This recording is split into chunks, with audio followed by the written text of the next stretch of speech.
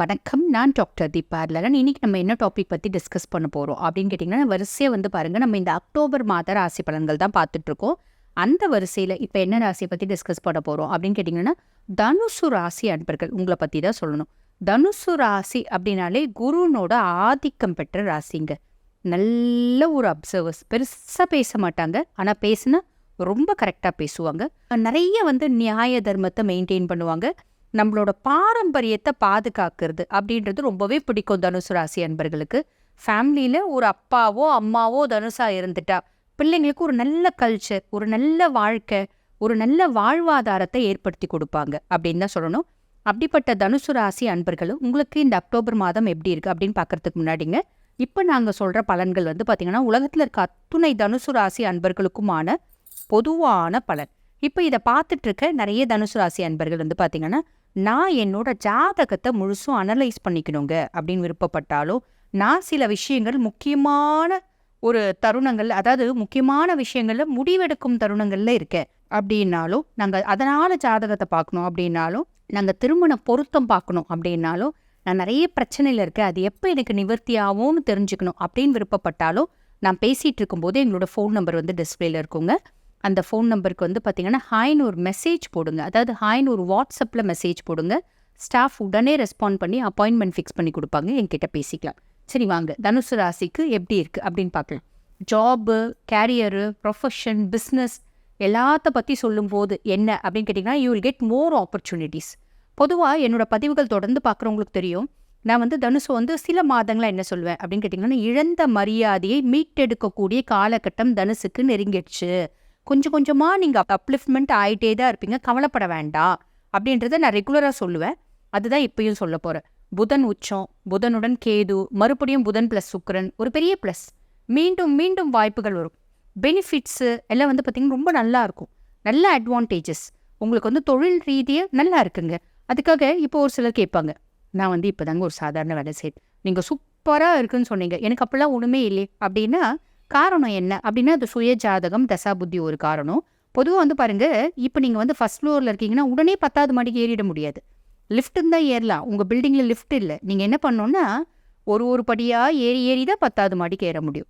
அப்போ நான் என்ன சொன்ன ஆரம்பிக்கும் போதே, இழந்த மரியாதையை சிறிதாக மீட்டெடுக்கக்கூடிய காலகட்டம் அப்படின்னு முயற்சி படிப்படியாக முயற்சி பண்ணும்போது படிப்படியாக அப்லிஃப்ட்மெண்ட் ஆகிடுவீங்க. கவலைப்பட வேண்டாம். சரிங்களா?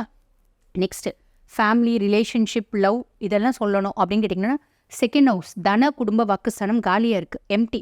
ஸோ குடும்பத்தில் வந்து பார்த்திங்கன்னா கவலை, குடும்பத்தில் தொந்தரவு, மகிழ்ச்சியின்மை இதெல்லாம் ஒன்றும் இல்லை. ரிலேஷன்ஷிப், மேரேஜ் இதுக்கெலாம் நல்ல ஸ்கோர் இருக்கா அப்படின்னு கேட்கலாம்.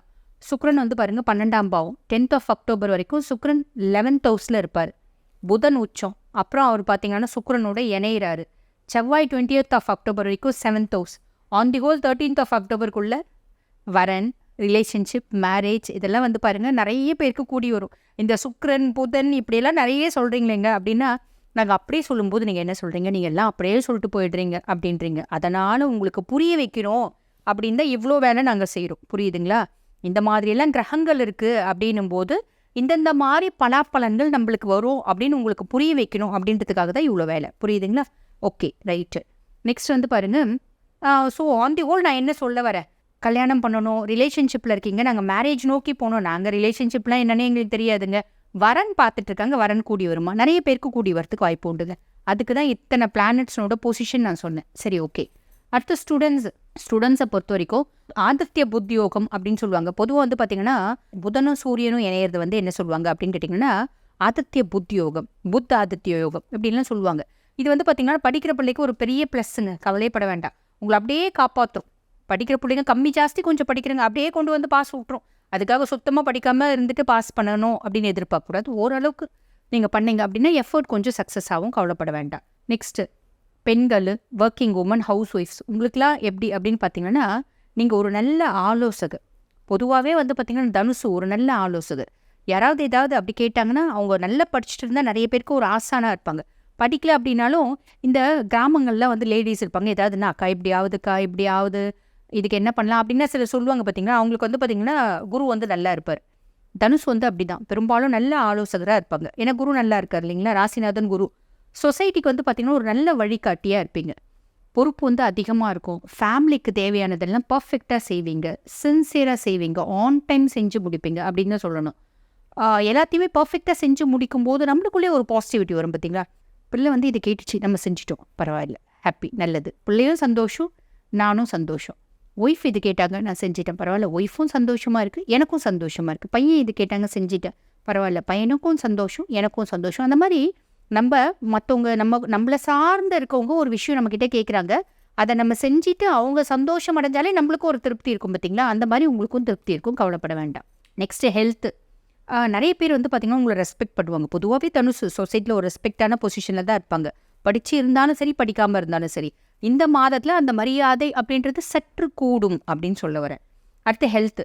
சுக்கிரன், புதன், சூரியன், கேது, சனி இவங்களால உங்களுக்கு வந்து பெருசாக எந்த தொந்தரவுமே கிடையாது. ஸோ குரு 6th house என்ன பண்ணுவார் அப்படின்னு கேட்டிங்கன்னா, ஸ்டொமக் காம்ப்ளிகேஷன்ஸ். குரு வந்து பார்த்திங்கன்னா நவகிரகங்களில் குரு பகவான் வயிறை வந்து ஆட்சி பண்ணுற ஒரு கிரகம். அப்போ வயிறு ரிலேட்டட் டிஸார்டர்ஸ் வரும். அப்போ அல்சர்ஸு, கேஸ்ட்ரைட்டிஸ் இதெல்லாம் வரும்போது நெஞ்சு கரிக்கிறது, நெஞ்சு கொளுத்துறது, தொண்டை ரணமாகிறது, இதெல்லாம் வாய்ப்பு உண்டு. இது வந்து குரு பகவான் 6ஆம் பாவத்தில் இருக்கிறதுனால. ராகு பகவான் 4ஆம் பாவம். இவர் வந்து என்னென்னா, ராகு அப்படின்னா இன்ஃபெக்ஷன், இன்டைஜஷன், அதே மாதிரி பார்த்திங்கன்னா ஒரு விதமான ஒரு விஷக்காய்ச்சல், இந்த மாதிரி எல்லாமே வந்து பார்த்திங்கன்னா ராகு ரிலேட்டட், வண்டுக்கடி, இதெல்லாம் ராகு ரிலேட்டட், இதெல்லாம் ஏற்படுத்துவார். ஸோ இது எல்லாமே ரொம்ப பெருசாக இருக்கா ஹெல்த் இஷ்யூஸ்? இல்லை, ரொம்ப மைனராக தான் இருக்குது, பெருசாக யோசிக்க வேண்டாம். தனுசு என்னை பொறுத்த வரைக்கும் நிறைய விஷயம் பாசிட்டிவாக தான் இருக்குது. யூட்டிலைஸ் பண்ணிக்கோங்க. வாழ்த்துக்கள்.